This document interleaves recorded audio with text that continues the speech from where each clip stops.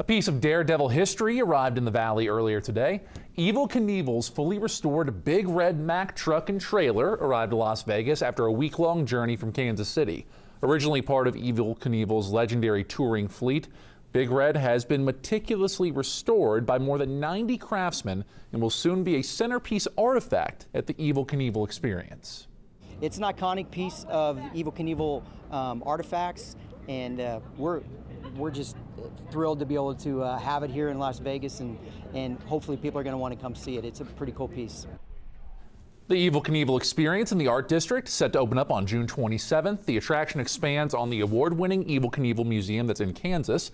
Fans are going to see iconic artifacts like Knievel's red, white, and blue jumpsuits, his actual motorcycles, and the Caesar's Palace jump helmet. Tickets are now on sale if you want to check it out.